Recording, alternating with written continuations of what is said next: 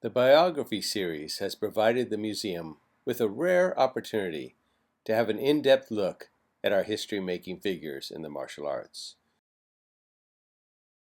He's like a match, not much of him and everything, but when you look at 2 or 3 hours on that stage and the amount of energy Mick would put out, you realize this guy's got to be in shape, and this is day after day after day after day. And he loved the idea of martial arts, teaching. As I said, I've got a few nice old pictures, teaching him front kicks and things like that. So that was a bit of fun. So as a result of it with the Rolling Stones, Paul used us and rang us up again. I ended up working with David Bowie, Fleetwood Mac, Linda Ronstadt and James Taylor I was with for 14 years.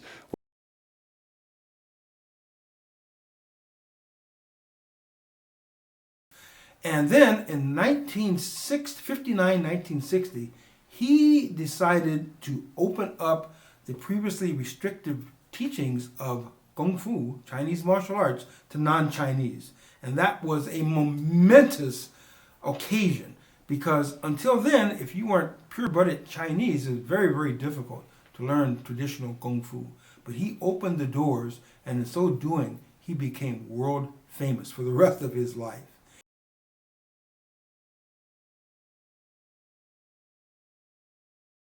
The way I got involved with David Carradine was once I started Kung Fu at the time Mathis Academy, it was in a very short time I asked, may I be able to take other classes?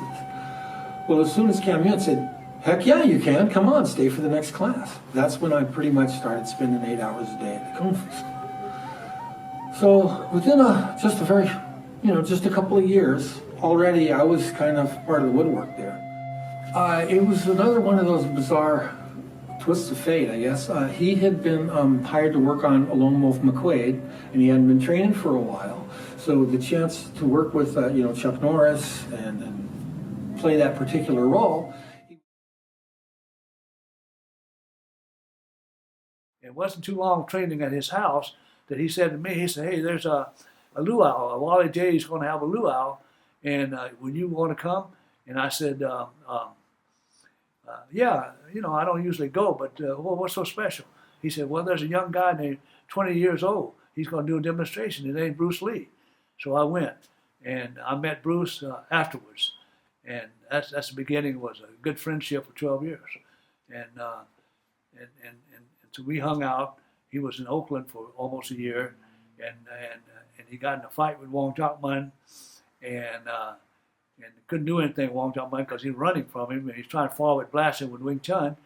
And then after he was frustrated, I said, well, Bruce, what you need to do, I would have done, was grab him by the neck and jerk him back and punch him out and stomp on him when he went down. He said, well, I need to do something. So I said, but I'll come see you tomorrow. And so I drove all the way to Oakland, and he had a glove hanging from a chain, and he was like Ali, jabbing it and punching it, moving around side to side and in half circle, and so he saw me standing there by the doorstep, and he says, "Hey Leo, you know what I'm gonna call my new system?" I said, "What?" He said, "Jeet Kune Do." I said, "What is that?" He said, "The way of the intercepting fist." And I said, "You're not gonna call it Wing Chun no more." No. He said, "I'm gonna call it Jeet Kune Do." And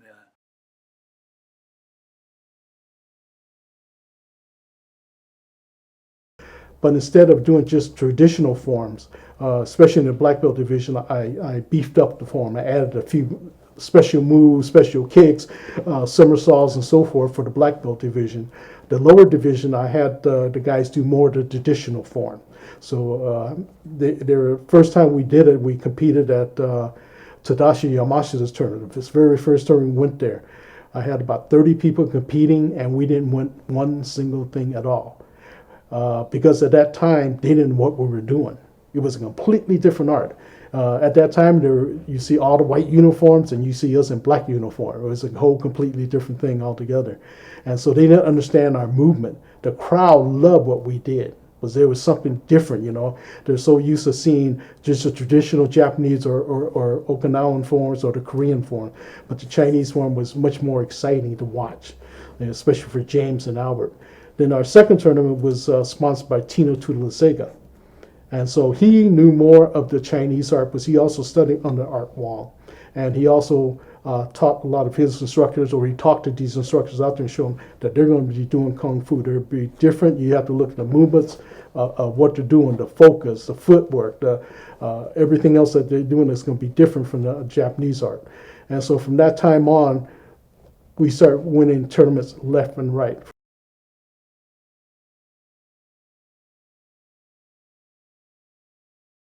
Then, of course, came the international championships. Ed Parker's championships, 1964. The first Ed Parker International Championships in Long Beach, California, was without a doubt the biggest disaster that a tournament could have been. It was absolutely incredible. I have no idea. I don't know how many people he expected. He expected probably a few hundred. Well, several times that amount showed up. And as it turned out, it wasn't a big moneymaker. In fact, I'll get to that in a moment. But there were people coming up to Ed the day of the tournament, handing him wads of money to enter their guys. Guys from Hawaii, guys from Utah, guys from everywhere that didn't bother to pre-register because nobody knew anything about tournaments in those days. You came, and if you wanted to join, you did it, and if you didn't, you didn't, and so on. Well, in fact, I'll put it in now. I asked Ed afterwards. We were very, very tight at this point for several reasons. But I asked him, "How did you do on the tournament financially?" And in those days, we told each other everything. We were just that close. And he said, "I lost $1,800. Lost $1,800 on the first internationals." And that, my friends, in 1964, was the price of a down payment on a real nice house. It was the price of a car. That amount of money. So, and the thing is, I never knew anybody that worked any harder or as hard as Ed Parker. He'd get by on 3-4 hours sleep a night, and he'd be off and going the next day. And he'd be running all day long, here, there, and everywhere, doing business, building his empire. And he taught me a lot of things about ethics and the work ethic. Because he just didn't stop. In fact, I attribute much of his early demise to those early years when he just wore himself out. Well, the first internationals, he told me later, he said, in fact, during that day, he said, I hadn't slept for 3 days. He just could not sleep 3 days prior to the tournament.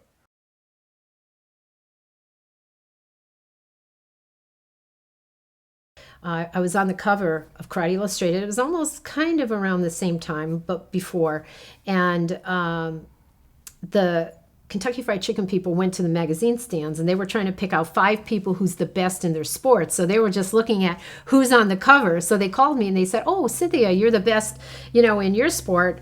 We want to use you," because that was the theme. Is I'm #1 in karate, and Kentucky Fried Chicken is #1 in chicken. And it was the first thing I've ever really done. I was amazed. I went down. I went, I was calling everybody my mom. My God, they built a Kentucky Fried Chicken studio inside a room. They had like a big sound stage, and I was like, they gave me $200 for dinner. I bought a $10 pizza and I have $190 left, So to me, it was like, oh my gosh, it was the first thing, I ever done. And it was like, to me, it was like, wow, look at this world. Kentucky Fried Chicken and I are both masters at what we do. In karate, I'm #1, and Kentucky Fried Chicken is #1 in chicken. They make it like no one else can. When I'm not using my hands in karate, they're wrapped around this. The Colonel's original recipe chicken. It's got the taste that separates them from all the rest. Kentucky Fried Chicken, we do chicken right.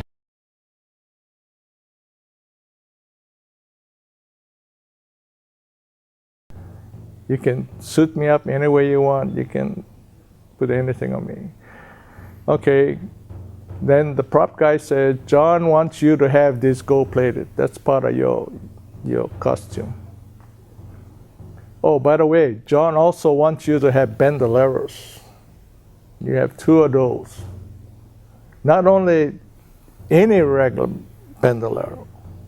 John wants you to have bullets the size of an elephant gun." So I don't know if too many people noticed that in the movie or not, but them bullets are big. It won't fit in a 6-shooter. I mean, that was John's idea of having a little laughter in the movie, I guess. So that was my character. And again, working on it, it was one of those where James and the rest of those, James Liu and those guys kind of left us decide. If you partner with so-and-so, you work out a routine, you show it to them whether they like it or not. And that's how we kind of worked around, the fighting stuff.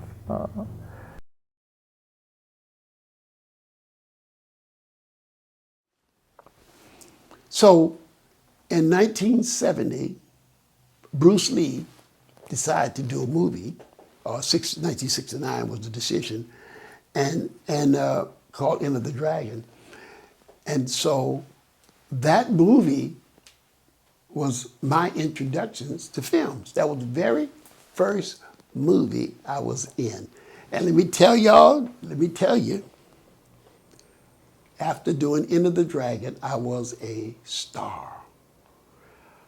I walked in my neighborhood and people was, oh, that's Donnie Williams, because he was in Enter the Dragon with Bruce Lee.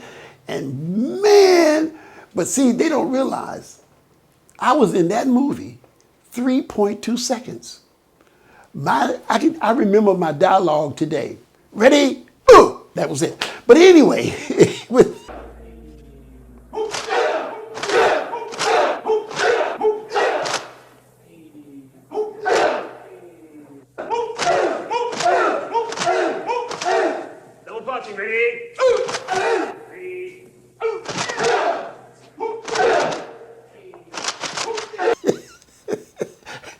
Enter the Dragon literally made me, though.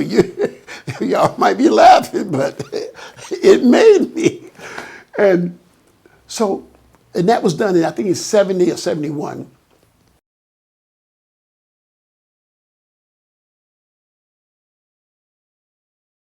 A woman answers and, sounds younger. And I said, hi, my name is Michelle. And, I really am interested in learning more about the art. And I'd like to talk to, the master. And she said, he doesn't teach women. And she hung up. And so I was like, hello? What? Oh, no. So, beep, beep, beep, beep. Well, was it like this, the rotary? I can't even tell anymore. So it was so long ago. And she answers the phone, and I said, I just called. I don't know what happened, but I'm interested in learning. I'd like to talk to the master about possibly becoming a student and training there. And I've been an athlete my whole life. I've taken martial arts because during Chicago, I was training in Taekwondo and a little Hapkido there too.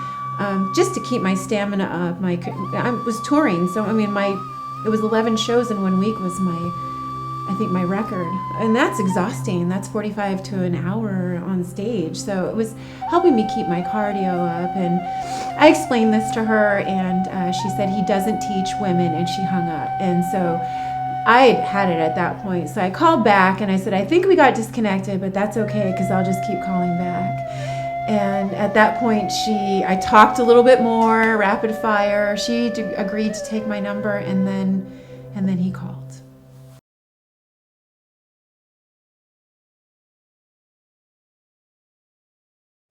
Martial arts, Bruce Lee, Kato. I wanted to learn to be that good, So I told my friend, I said, Charles, I want to take judo.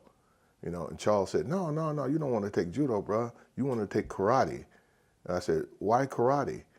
And he said, well, because all the brothers in Pacoima, they take karate with this cat named Bill. And I said, oh, okay. So I wrote my friends, and I said, hey, I'm going to take karate. And they wrote me back and said, what's karate? What do you do with it when you get it? So anyway, I said, okay. So I said, where is the place? So he said, I don't know, man. He said, because I don't do it, but I think it's on Lancashire, and this is how everybody used to get Sensei Bill's school. It's on Lancashire, across the street from May Company. I was sitting in the living room watching TV, and we were going to go look for this cat named Bill that lives on his school's on Laurel Canyon across the street from the May Company.